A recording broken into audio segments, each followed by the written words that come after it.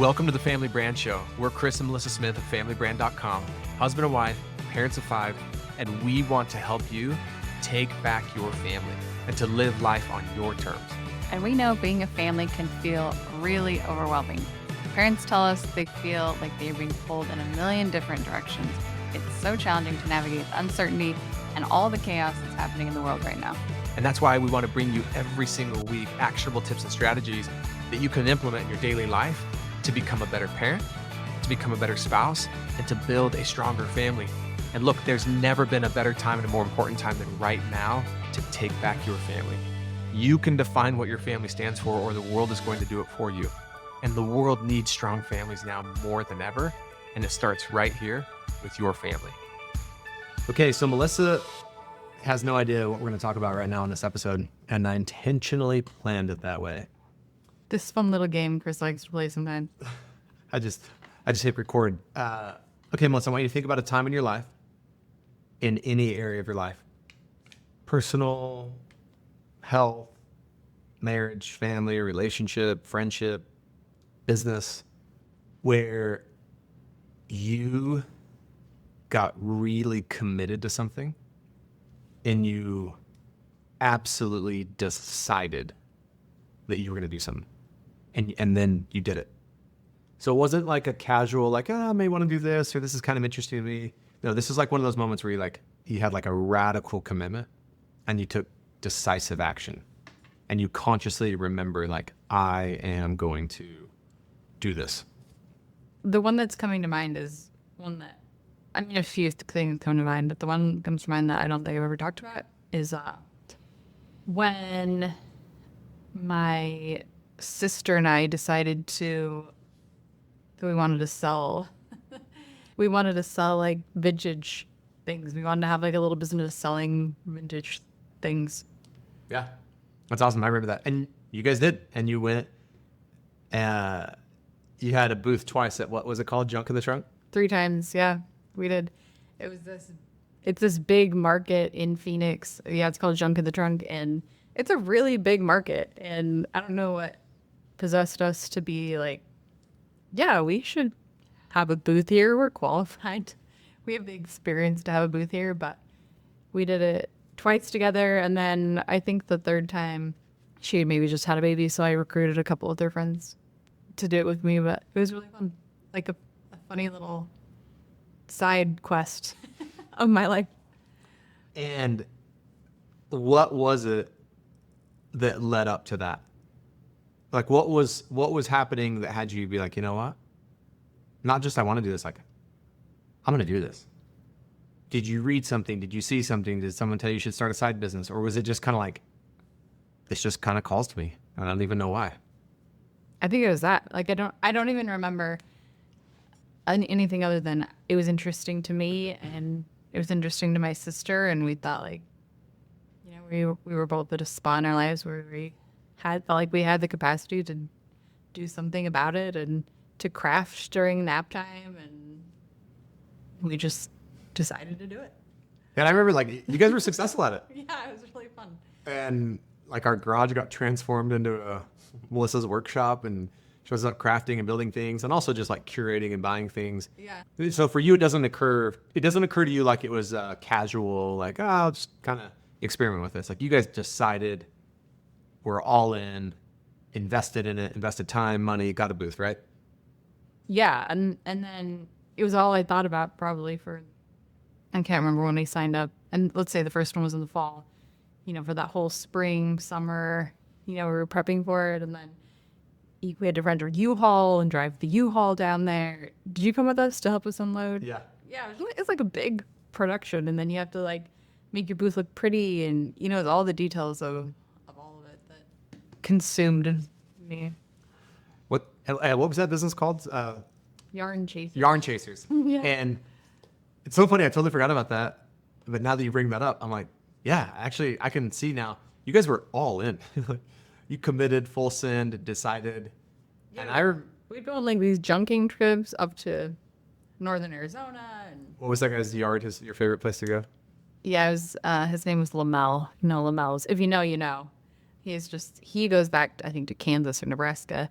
He's this older man, maybe he's in Linden technically, but he just has this junk yard of stuff that he's collected. Treasure trove. Yeah, treasures. It's a true treasure hunt, but we would take trips up there. And, yeah. So I didn't think that'd be the one you would bring. I didn't know what you'd bring up, but that one is, it's awesome. And I do remember at the time being like super inspired, like, wow, they're not just, fiddling around with this or tinkering with it. They're all in, and you guys were successful. Do you think you would have been all in had you not like consciously committed and decided and like taken action? No. I mean, you could have dabbled forever. And that may sound like an obvious question, but I'm going somewhere with this, I promise you. The power in life is actually consciously deciding and committing to something. And this is something that I'm talking about, I feel like, a lot lately with our clients at Possibility Company, with my team at Possibility Company. And it's really been a conscious for me because I feel like at Possibility, we're in this really cool inflection point where I kind of think about it like we've had Possibility 1.0. And whilst Possibility 1.0 has been amazing and it's been challenging and like confronting, and I feel like we're at this place where we have this real opportunity to kind of consciously recreate who we are and step into this Possibility 2.0. But I know enough now, have learned enough hard lessons and made enough mistakes that I know that won't just happen. I see the opportunity to like consciously commit and decide to like step into 2.0.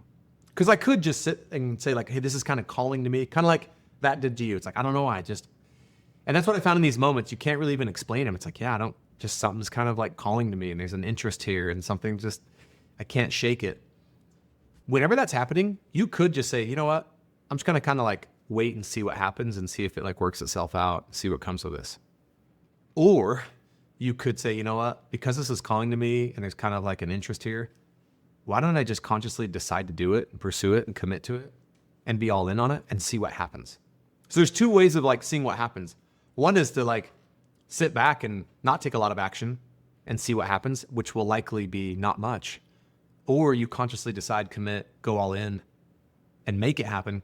And both have risks, but my experience is going all in and deciding to pursue it and commit to it has significantly less risk than just sitting by and hoping it happens. Because even if you consciously decide, commit, go all in, like with Yarn Chasers, and then you realize, I don't want to do this, or it wasn't as successful as I thought it would be. Yeah, you're okay. You're going to recover. You're going to be fine. And so when I was thinking about this for Possibility 2.0, I really did kind of like have this vision that came through me as much as like from me. And I just started writing one night. And I ended up writing this like thesis, like called Possibility 2.0. Like, here's who we've been and like, here's now who we're going to be. And there were some things in it that were very bold and even confronting for me. There were things in it that I didn't even want to write because it would require me to like show up differently as a leader, make some pretty tough decisions that would really impact our business. But I've learned enough to like know when that's calling to you, you lean into it, you consciously decide and you commit. And the magic isn't in the opportunity, the magic's in actually your commitment and you're deciding to do it. So when I was gonna talk to my team about this and kind of introduced Possibility 2.0, it just had me think, and I created a note in my phone, times I've decided. And while we decide to make decisions every single day, I do think if we went back and looked in our lives, we could see maybe a handful of times where we like consciously decided and committed and we're all in on something. And you could probably see that there were some really cool things that got created from that moment of like deciding and committing. And every time I went back and looked and saw that my life kind of took a turn upwards for the better in some area of my life, business, health, relationship, marriage, it was always preceded by a moment of consciously deciding and committing. So there's something really interesting, and there's this formula. And the first one I could identify when I was a little boy, and I just saw the destruction and the devastation that like drugs and alcohol caused in my family. And I remember there was a night where I remember consciously deciding and committing, not that I would use those words back then to describe it, but I can see now, where I was just like, I will never use drugs or alcohol, ever. And it wasn't like drugs and alcohol probably aren't that great for me, or I probably shouldn't. It's like, no, like I will not do it. And then there was several other really profound moments in my life where I was able to realize like, whoa. And every time I decided and committed, something really profound took place. And as I was thinking about all this, it reminded me of probably my favorite quote. It's a pretty bold thing to say, my favorite quote. I'm like, wait, is that? No, I'm afraid to say that. One of my favorite quotes by W.H. Murray. He said, until one is committed, there is hesitancy, the chance to draw back, always ineffectiveness. Concerning all acts of initiative and creation, there is one elementary truth, the ignorance of which kills countless ideas and splendid plans. That the moment one definitely commits oneself, then providence moves too. All sorts of things occur to help one that would have never otherwise have occurred. A whole stream of events issues from the decision, raising in one's favor all manner of unforeseen incidents and meetings and material assistance, which no man could have dreamt would have come his way. So I've always loved that quote because I've actually been able to, I've seen it like times in my life, like, yeah, I can't even explain it, but man, once, it seems like for whatever reason, when I commit to things and decide, providence moves too. Like, people show up in my life, issues start to resolve themselves, ideas come to me that I otherwise maybe wouldn't have had. I'd finally decided, like, well, I wonder where this quote, I wonder what inspired this quote. Because I've loved the quote for years, but I've never done any research on like where it even comes from. And so the story gets cooler. The quote actually was written in a book. It was a passage in a book that he wrote called The Scottish Himalayan Expedition, which I now want to read that book. And what's interesting is it was written back in the 50s. The 1950s? Yeah, the 1950s. And this gentleman, W.H. Murray, he wasn't trying to write some like profound quote or develop a self-help principle. He was actually reflecting on what actually happened before and during the expedition and talking about how it almost never happened. He's like, we weren't backed by a wealthy institution. We were just ordinary Scots and we had very limited resources and we were trying to mount this really ambitious Himalayan expedition right after World War II. He was like, there was tons of reasons not to do it. We didn't have enough money. We didn't have a lot of logistical details figured out. Travel to India was really complicated at that time. There was tons of unknowns and like success was far from guaranteed. But what he observed is he said, many of the things they needed only appeared after they'd crossed the line from wishing to doing. So they thought about it for a long time, wanted to do it, wished to do it, like hoped to do it. Wouldn't that be nice to do it? But it's like when they'd crossed the line from wishing to doing, and by the way, what's so funny about crossing the line is like, it's mostly in your mind. You cross the line first in your mind and you're just like, I'm going to do this. And then you start taking some action. So when he went from, I also talk a lot about the difference between a decision and deciding. Like decisions are pretty easy. You just make it, you just like Melissa and her sister. Yeah, we're going to start crafting and selling crafts and we're going to have a booth at Jeff in the Truck. That's actually easy to do that, to say that, it's a decision and it's a good intention. But there's a difference between decision and deciding. Decide has CIDE in it, side, which is Latin for to kill off, homicide, pesticide, herbicide, decide. So decide has commitment and action. So what I was thinking about is decision is intention, deciding is action. And when you go from the decision to deciding or wishing to doing, and he's like, when we did that, when we just finally decided, stopped talking about it, but said, okay, we're going to do it. Sponsors emerged, opportunities opened. He said people offered assistance. He said obstacles that had seemed immovable started resolving themselves. And the thing he realized, he goes, at first I just thought it was all like providence, God, something out there beyond us is recognizing our commitment. And so miracles are starting to show up. He said, yes, while that is true, what he also underestimated is, he goes, but once we'd committed, it took me a while to realize we actually started acting differently. And others responded to that commitment. And I'm like, wow, that's actually true. Like if someone experiences you as like, hey, I see that Melissa kind of wants to do this, is thinking about it, maybe hoping, wishing that someday maybe, well then I'll naturally respond to that in whatever way I respond. But if around that same, situation, Melissa's like, no, I'm going to do it and I'm all in. And I see someone, I almost can't not respond to that commitment in whatever way. And so that's what he said when he said, the moment one definitely commits oneself, then providence moves too. And for him, providence wasn't necessarily a promise that God would make every plan succeed. but it was rather his way of describing that, like, the mysterious way life seems to cooperate with decisive action. And so, like, once you commit, you notice opportunities maybe you previously ignored. People are more willing to help someone who's clearly moving. And circumstances start to organize themselves around like action instead of intention. So I do believe there is something out there. For me, it's God, but for you, it can be whatever it is, the universe, energy, karma, like whatever it is, that wants to get behind us, that wants to help us. It's like trying to put wind in our sails. And I feel like it's constantly blowing the wind. But so many times in my life, I would change direction so fast. It was like, dude, I'm trying to help you, but like you won't stay still long enough and like move forward. So I'm actually like blowing you sideways, or sometimes I'm changing directions, like blowing me backwards in my face. And I came up with this ridiculous analogy to share with my team, and they thought it was ridiculous, but kind of funny. It's like, it'd be like if I asked Melissa to come over to my house and help me move a kitchen table in, let's say. It's on the front porch, out in the weather. I'm like, all right, you ready to help me lift the table and take it in the house? And she's like, yeah, where do you want to put it? I was like, I don't know. Let's just lift it up and get it off the ground, and then I'll see if something comes to me. And so we lift off the ground, and it's a pretty heavy table. And Melissa's like, okay, like where do you want to take it? I'm like, yeah, nothing's coming to me. And finally Melissa's like pretty frustrated. No, it's like, okay, well, I have an idea. Why don't we just like start walking with it in the house and just see if you start feeling anything. And it's like, once I get it in the house, I start moving it around. I'm like, oh yeah, like I think it belongs in this room. And that's such a like silly little analogy, but I actually think that's a lot of times how this works. This force, providence, God, universe, whatever it is. It's like, I'm trying to get behind you. I really want to help you. I'm totally capable of helping you. I'm more than willing to help you. But you gotta like get going in a direction so I can get behind you. Kind of like Melissa's like on my front porch, like, I'm willing to help. Like, I can do this. I'm capable. I'm fit. I'm strong, right, Melissa? So fit. So strong. And so I just think that it was just a reminder to me of the power of being committed to something, though. The power of being in a place where you are deciding, whatever it is, and being committed to that.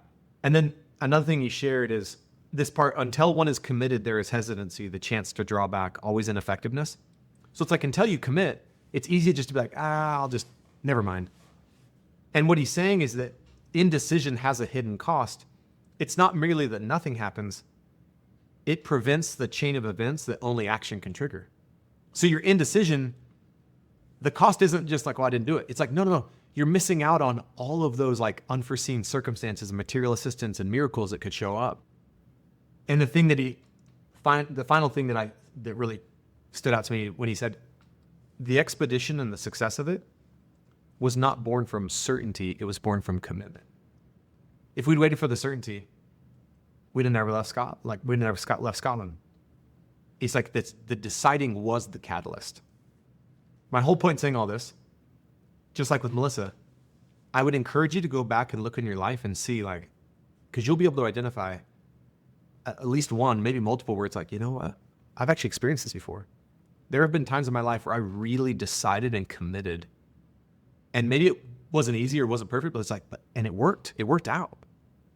Miracles happened or things showed up. It's like, yeah, there's a formula there that I think is a little bit unexplainable.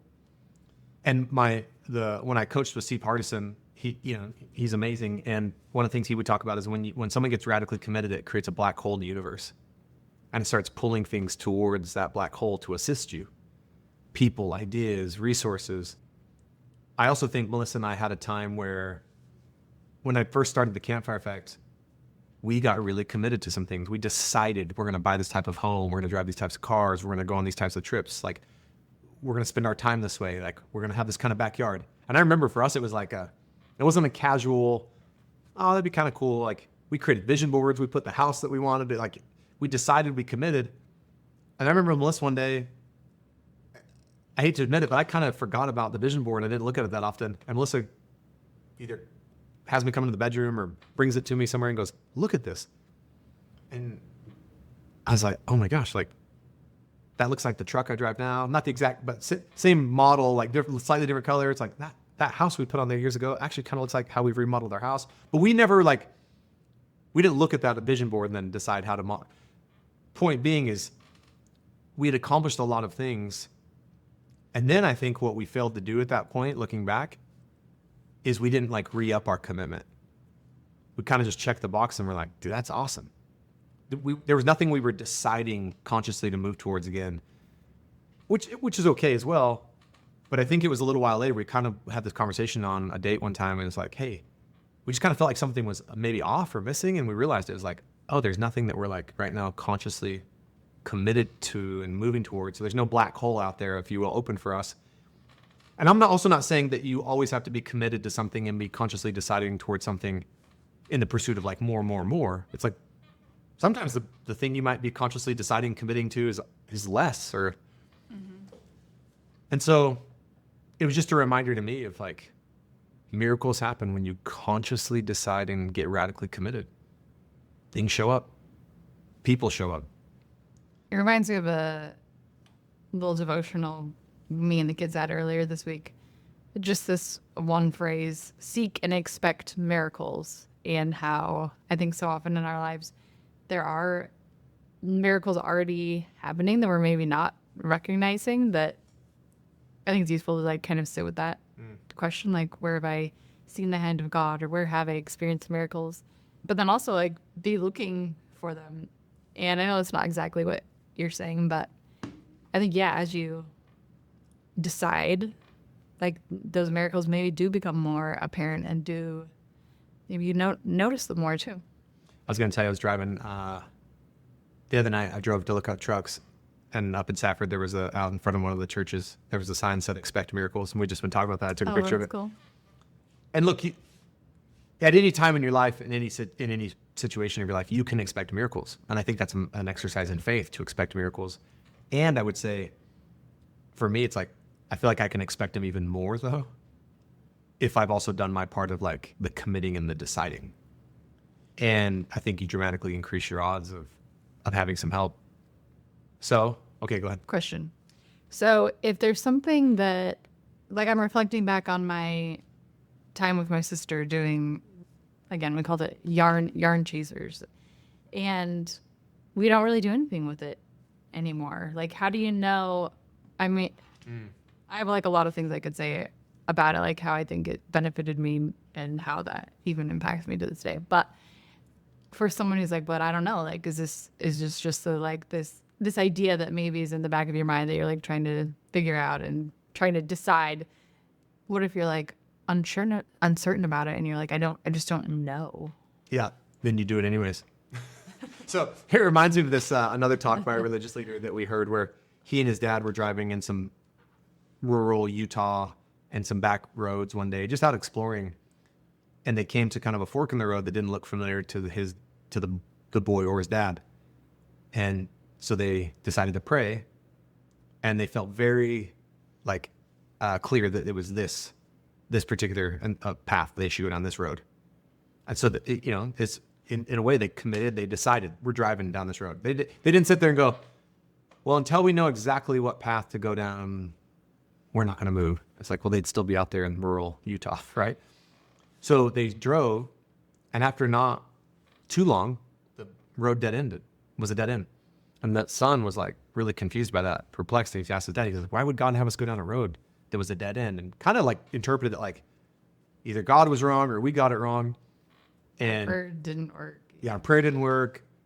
We decided and committed to the wrong path.